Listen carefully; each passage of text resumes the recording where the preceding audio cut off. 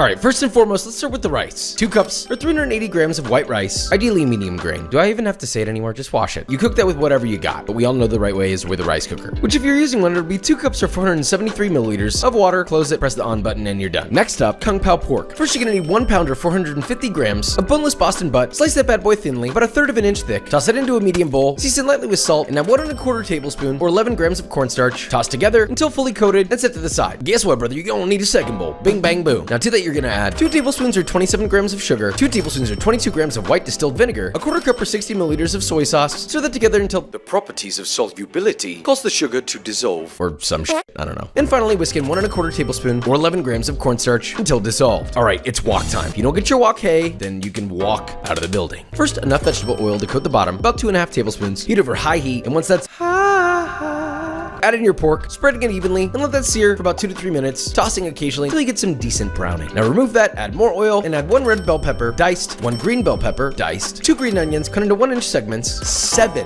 garlic cloves, finely chopped. That's right, 7. A 1/2-inch knob of ginger, finely chopped. Season to taste with salt, and stir fry that bad boy. Once it begins to soften, if you want, add 1.5 teaspoons or 4 grams of red pepper flakes. Now, home stretch. Once all that is nice and fragrant, stir fry in 1/2 cup or 64 grams of roasted peanuts. Add your pork back in, stir fry that to heat it back up, and finally, pour in your sauce and stir fry aggressively to coat every little square inch, little piece of yummy goodness, and watch the magic happen as it thickens, clings, shines.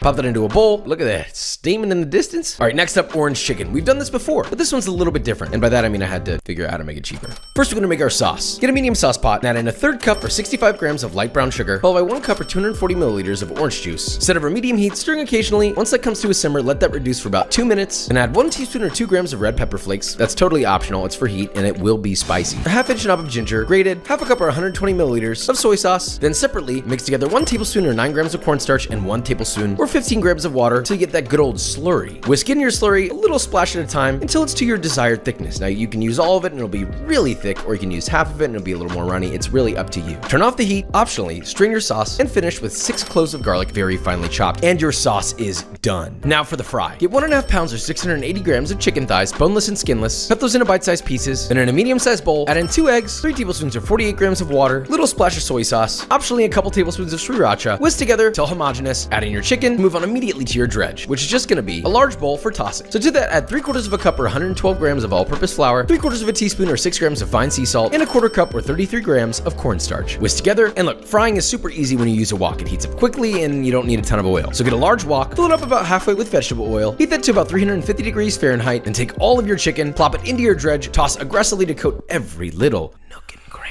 Then in 2 batches, add your chicken to your fry oil and fry for about 3 to 4 minutes, or until beautifully crispy. And look at those little flakes.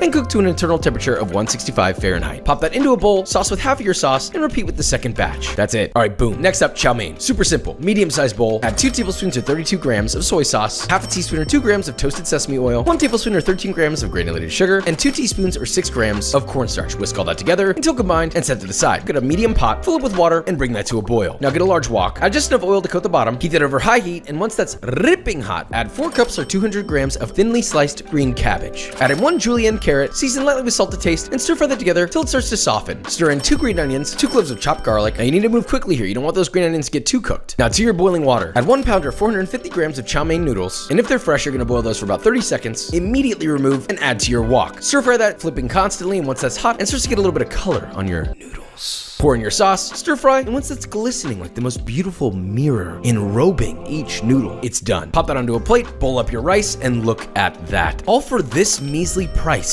That's what I want to see when I get my Chinese takeout meal. But is it as good? Let's find out.